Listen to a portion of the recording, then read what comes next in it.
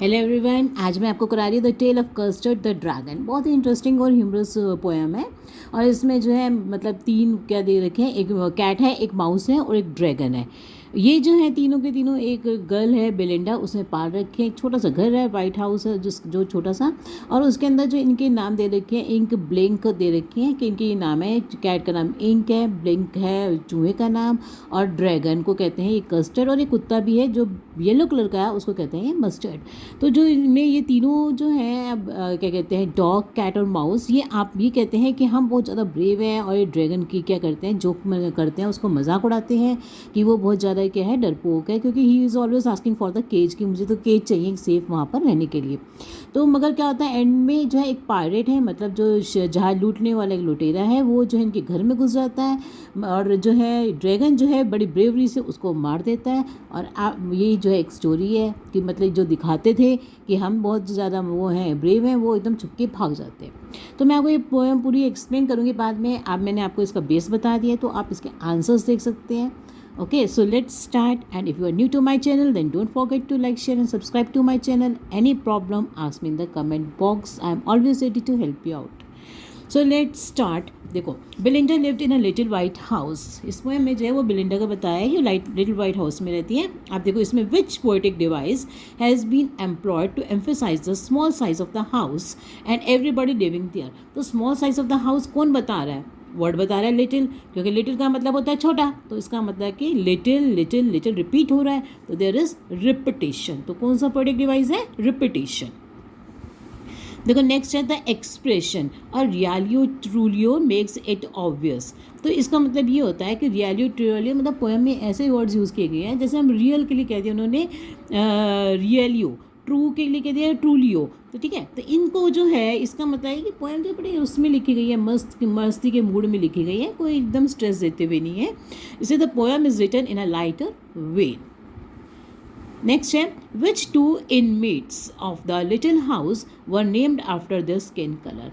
तो जो skin colour के हिसाब से जो दो जानवर हैं वो कौन कौन से हैं? तो देखो किटन, एक तो है kitten and the dog. Kitten जो है ब्लैक कलर की है, इसलिए उसको इंक कहा गया है, और डॉग जो है येलो कलर का है, इसलिए उसको मस्टर्ड कहा गया है। ठीक है, नेक्स्ट देखो identify the statement that is most probably false. जो फॉल्स है इसमें स्टेटमेंट वो ये है, देखो क्या है इसमें, the dragon was named custard because of his gentle humble and sweet nature. तो उसको कस्टर्ड इसलिए नहीं कहा गया क्योंकि वो ऐसा था, इसलिए कहा गया क्योंकि वो डरपोक था। He was not brave, he was coward. जब वो कावर्ड था and always said that I wanted a safe cage to live in. वो हमेशा यही कहता था कि मैं डरपोकों वाली बात करता था, इसलिए उसको जो है उसका नाम दिया गया कस्टर्ड। और कस्टर्ड ही क्यों दिया गया? Why was he called Custard? Because, अब इसका भी आंसर आप ध्यान में रखना, because he was coward and also जो Custard is that, custard is cool. Custard कैसा होता है? बहुत कूल होता है, ठंडा होता है, और इट इज़ नॉट एग्रेसिव, मतलब कि क्योंकि हॉट नहीं होता, गर्म नहीं होता, it is not aggressive, so we can say so he was called as Custard. Because Custard, और जो डॉग था वो उसका नाम था मस्टर्ड, तो उसको कहा गया था शार्प, क्योंकि जो मस्टर्ड है उसकी जो पंजेंट स्मेल होती है, उसकी जो खुशबू होती है वो कैसी होती है? बड़ी एकदम वो होती है तेज़ सी, तो पंजेंट होती है, इसे शार्प होती है, इसलिए उसको कहा गया था मस्टर्ड डॉग को।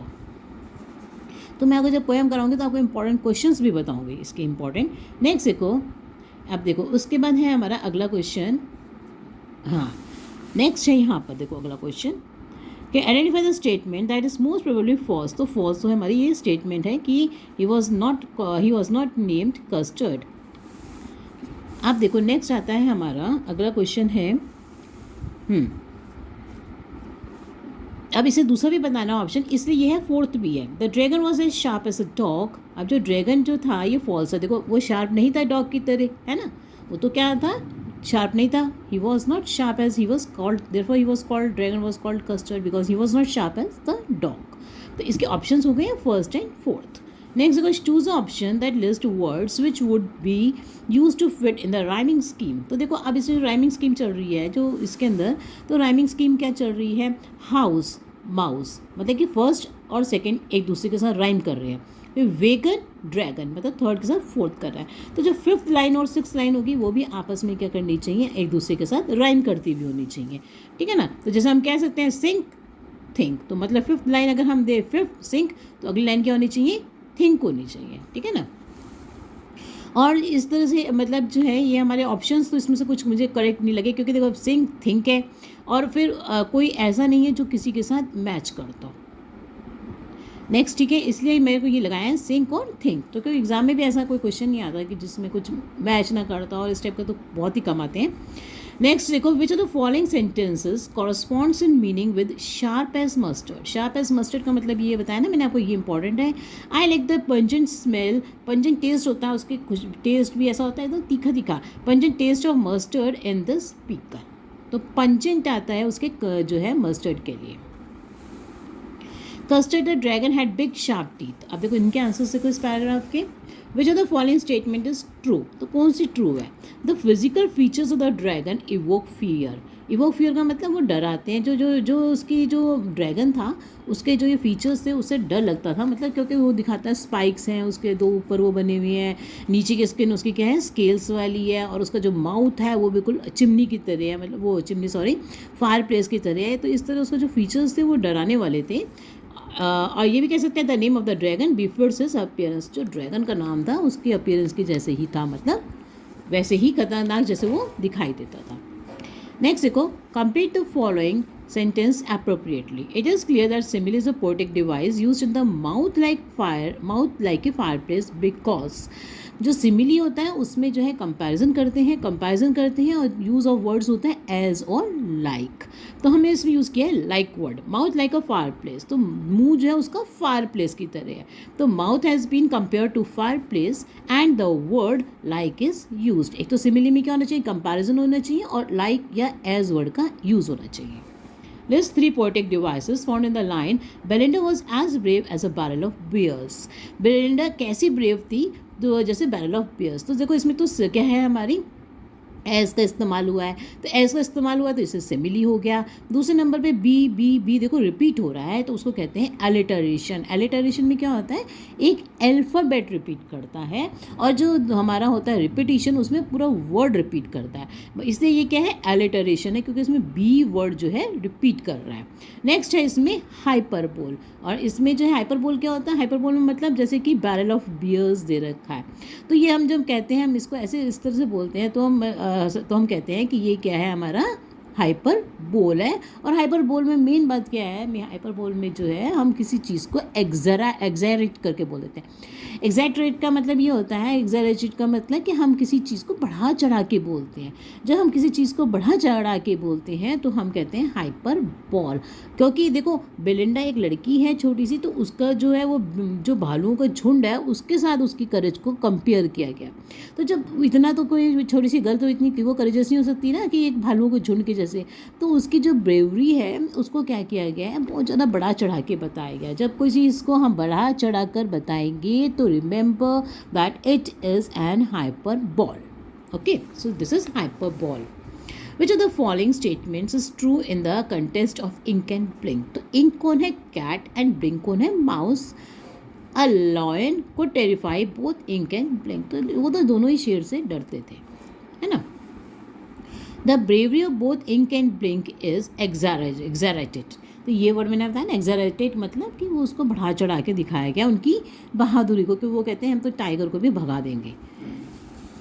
नेक्स्ट देखो, in the expression daggers on his toes, he the word daggers represent। तो daggers क्या है यहाँ पर, वो कहते हैं उसके जो वो है पैर है उसमें जो है toes में क्या है daggers हैं, तो उसके जो claws हैं तो वो क्या है हमारे उसके daggers मतलब कटारें, छोटी छोटी जो swords होती हैं, कटार होती है उसको कहते हैं daggers हैं वहाँ पर, तो मतलब उसके claws के लिए आया है।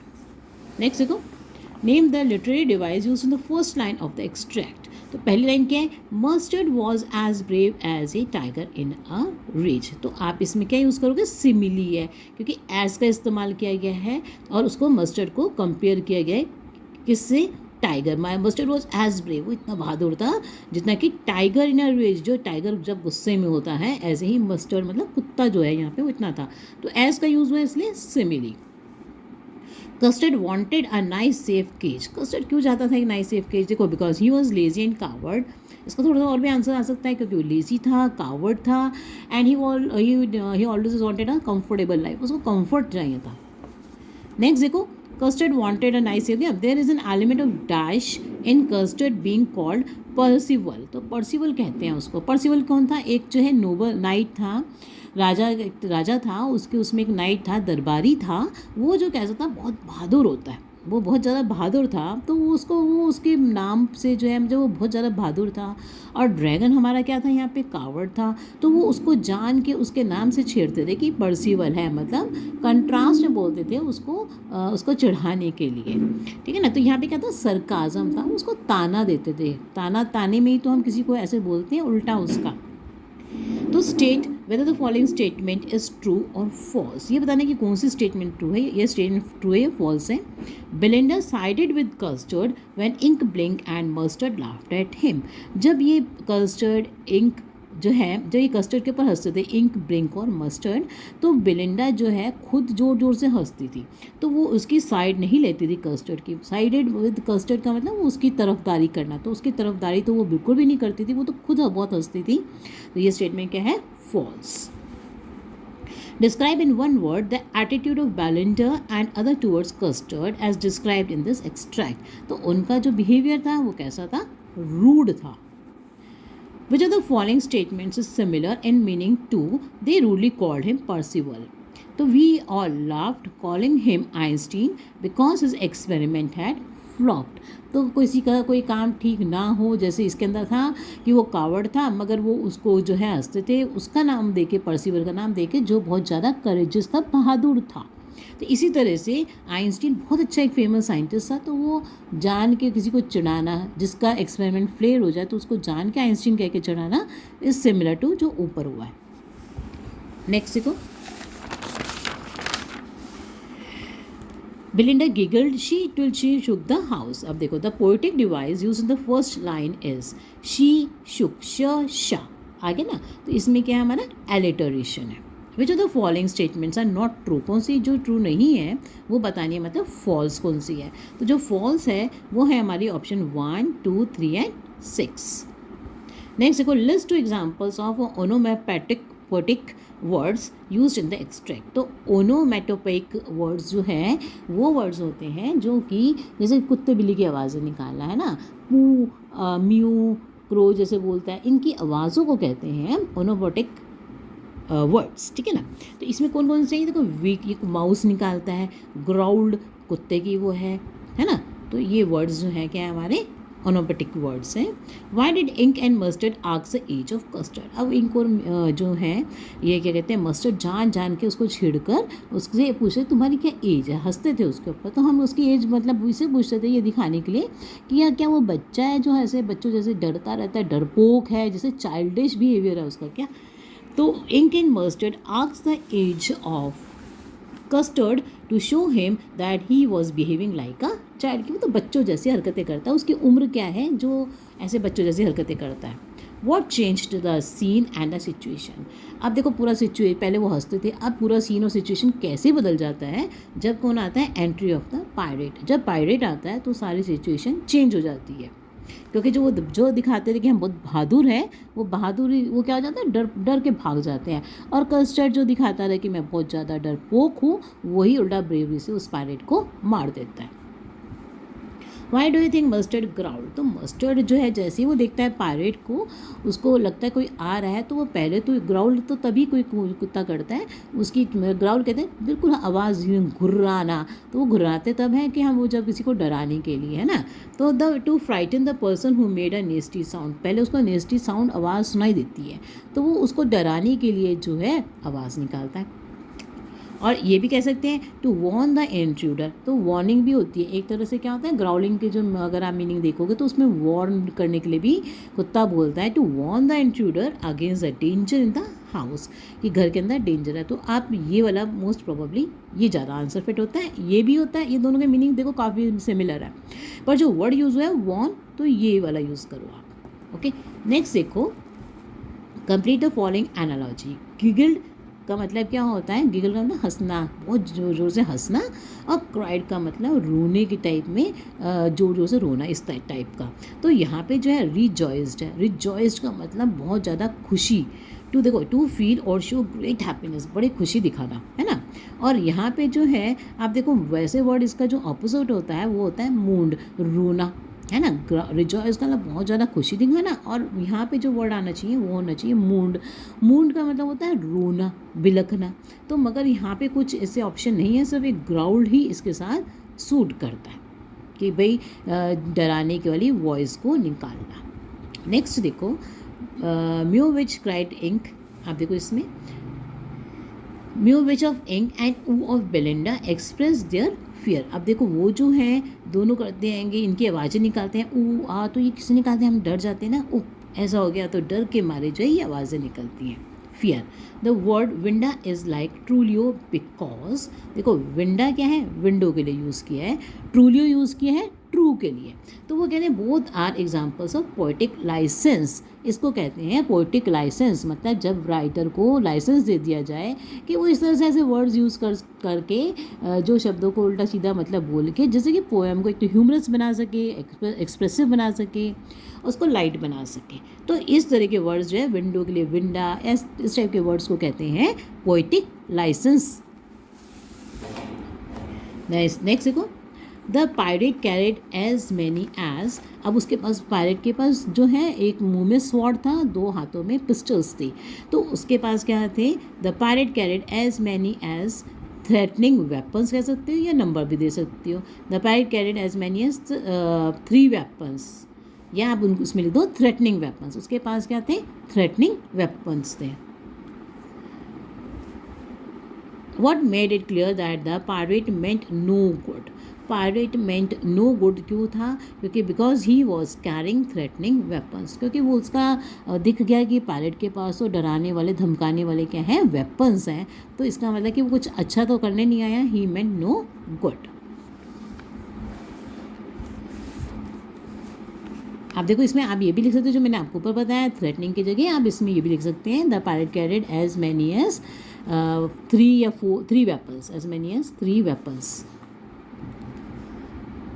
नेक्स्ट देखो, which of the following statements are not true according to the extract, तो ये आएगा ऑप्शन ट्रू नहीं है तो मतलब फॉल्स है, तो फॉल्स कौन कौन सी है, ऑप्शन 1, 2 एंड 4। नेक्स्ट देखो, the literary devices used in line 3 and line 4 of the extract are. अब देखो जो एक्सट्रैक्ट है उसमें जो है लिटरेरी डिवाइसेस पूछी हैं, तो 3rd एंड 4th में देखो क्या है, पैराग्राफ में 3rd एंड 4th यहाँ से स्टार्ट कर रहे हैं। देखो अब इसमें है 1st, 2nd एंड 3rd। अब देखो इसमें जो है पिस्टल और pistol in his left hand and pistol in his right, तो 3rd तो लाइन हमारी ये है। आप देखो इसके अंदर जो 3rd लाइन है उसको मैंने पहले स्टार्टिंग में असली में मैंने यहाँ से देखकर 3rd के हिसाब से इसको मेटाफर कर दिया है। 3rd लाइन तो है हमारी 1st, 2nd and 3rd line, तो पिस्टल और पिस्टल रिपीट हो रहा है, पिस्टल और पिस्टल वर्ड जो है रिपीट हो रहा है, इसे यहाँ पे क्या है, रिपीटिशन है। 3rd लाइन में क्या है हमारा, रिपीटिशन है। मैंने असली में नेक्स्ट लाइन समझकर आपको लिख दिया है, रिपीटिशन है ये, ठीक है ना, क्योंकि पिस्टल और पिस्टल रिपीट हो रहा है, ठीक है। And line 4th of the extract, तो हम यहाँ पे लिखेंगे and he held in his teeth a Cutlass bright. अब जो कटलेस ब्राइट है ये क्या है हमारा, इसको कंपेयर किया गया, तो इसमें आप कह सकते हैं and held in his teeth a Cutlass bright. Cutlass bright जो है हमारा क्या है, उसका चमकता हुआ उसका स्वॉर्ड था, तो हम इसको कह सकते हैं कि ये क्या है, मेटाफर है, क्योंकि इसमें जो है क्या हो रहा है, ये आप इसको मेटाफर भी कह सकते हैं और इसमें एलिटरेशन भी कह सकते हैं, क्योंकि देखो एच ही हेल्ड, तो ही रिपीट हो रहा है, तो इसलिए आप इसमें एलिटरेशन लिखिए, क्योंकि 2 वर्ड है तो इसमें आएगा हमारा एलिटरेशन, ठीक है ना, तो ऊपर आ जाएगा हमारा रिपीटिशन। नेक्स्ट देखो, क्योंकि मैंने पहले इसको ये समझकर कर दिया, यहाँ से देखकर कर दिया था 3rd और 4th, है ना, तो आपका आएगा पहले वाले में रिपीटिशन है पिस्टल पिस्टल में, एंड ही में आपका क्या है, ये जो वर्ड रिपीट हो रही है एलिटरेशन है। अब नेक्स्ट देखो, a cutlass is a kind of, cutlass क्या होता है, एक तरह का क्या है, स्वॉर्ड है। नेक्स्ट देखो, Belinda paled and she cried help help but Mustard, आप देखो why did Belinda cry for help, Belinda क्यों मतलब डर गई, because a pirate had entered their house and she got scared, और वो डर गई उसको पायरेट को देखकर। Why could the cat trickle away but not the mouse, तो ट्रिकल अवे का मतलब क्या होता है, पानी की तरह से किसी चीज़ का एक लाइन में बह जाना, ठीक है ना। तो इसको जो है इंक इसलिए कहा गया है क्योंकि जो कैट इंक जो होती है वो क्या है, लिक्विड होता है। तो इसका आंसर क्या है, the cat was Ink, cat क्या थी, इंक था उसका नाम, a liquid which could flow, वो लिक्विड की तरह एकदम चुपचाप करके गायब हो गई और कोई फ्लो कर सकते, मतलब बह नहीं जाना एक लाइन में, मतलब चलते चले जाना चुपचाप करके ग्रेजुअली, इसका मतलब ये होता है कि आराम से चुपचाप करके खिसक जाना। अ टेरिफाइड येल्प, अ टेरिफाइड येल्प जो है वो poetic device is a poetic device like which of the following, तो इसमें से देखो a sweet news, a very way, the cruel बास, द अनहैप्पी इवेंट, तो ये सब क्या है एक जैसे ही लगते हैं, तो इसलिए जो है हम इसको यूज़ करेंगे first second fifth and sixth वाला, ये देखो first second fifth and sixth वाला ऑप्शन आप कर सकते हैं।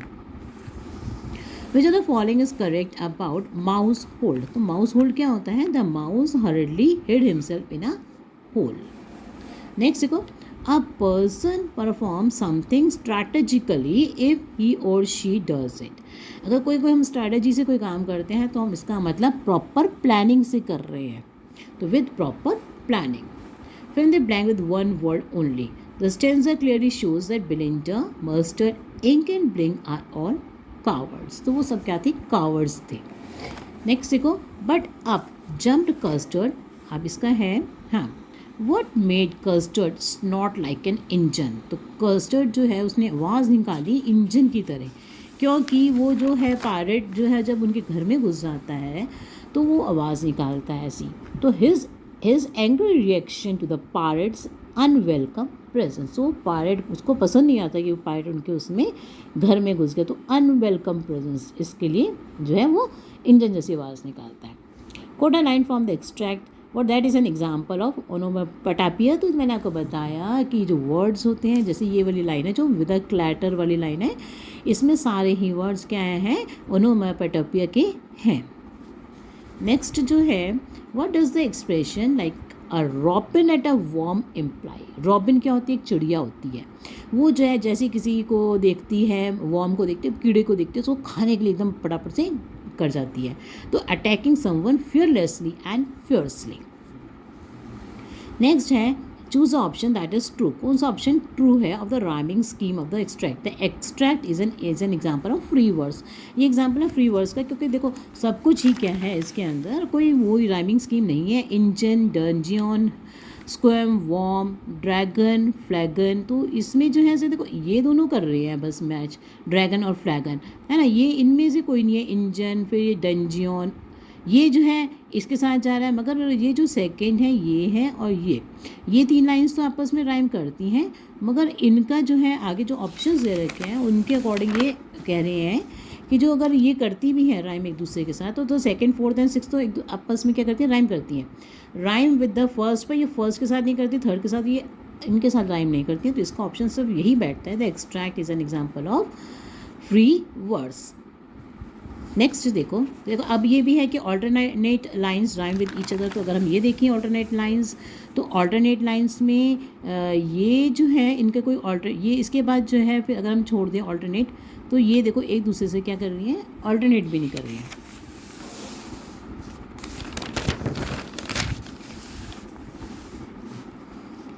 आगे देखते हैं, which of the following statements are true, तो इसमें से कौन से स्टेटमेंट ट्रू है, तो फर्स्ट, थर्ड एंड फिफ्थ जो है ट्रू है। नेक्स्ट देखो, Custard behaviour in the extract can best be summed by which of the following, he was angry and terrifying, क्योंकि जब वो उसको देखता है तो वो क्या हो जाता है, एंग्री एंड टेरिफाइंग हो जाता है, गुस्सा आ जाता है उसको पायरेट को देख के। नेक्स्ट देखो, इसमें है the pirates reaction seeing custard the dragon was characterised bye fear and amazement, तो जो पायरेट था वो भी क्या हो गया था, फियर एंड अमेजमेंट, मतलब डर गया था। The literary device use in lines 1, 2 and 4 of the extract is, तो वो क्या है हमारा एक्सट्रैक्ट में जो लाइन्स वो क्या है हमारा, सिमिली है, सिमिली का यूज़ हुआ है, मैं आपको बताती हूँ कैसे। सिमिली जो है आपको पता है इसमें लाइक का यूज़ हो रहा है ना, देखो इसमें क्या वर्ड का यूज़ हो रहा है, but custard snorting like an engine. Like का मतलब कि इसमें क्या आ गई हमारी सिमिली आ गई, कंपैरिजन के साथ साथ लाइक का वर्ड यूज़ हो गया। नेक्स्ट जो है अगला है which of the following statements are true. तो कौन सी ट्रू है, तो आपको ऑप्शन मिलेंगे 3rd, 4th एंड 6th, ये ट्रू है। Name a quality of Custard character that this extract reveals that he never boasted of his courage. तो कस्टर्ड अपनी करेज के लिए कभी भी बोस्ट नहीं करता था कि मैं बहुत करेजियस हूँ। वो बाद में भी कहता है कि you are more braver than me, जब खुद सब कुछ करने का भी कहता है कि तुम लोग मेरे से ज़्यादा ब्रेव हो। The poetic device in the phrase up spoke as use in the extract is example of repetition, क्योंकि अप स्पोक 2 बार आया, अप स्पोक, तो क्या है इसमें रिपीटिशन हो रहा है। Dash is too flustered what sweet is too sour. तो फ्लस्टर्ड क्या है यहाँ पर, इसका ऑपोजिट क्या आएगा, काम। नेक्स्ट है custard statement that everybody is braver than me is ironical because custard was the bravest of all. Ironical इसलिए क्योंकि वो कहते हैं कि तुम मुझसे ज़्यादा ब्रेव हो, मगर सबसे ज़्यादा ब्रेव कौन था उनमें से, he was the bravest of all. So thank you for watching my video. Any problem, ask me in the comment box.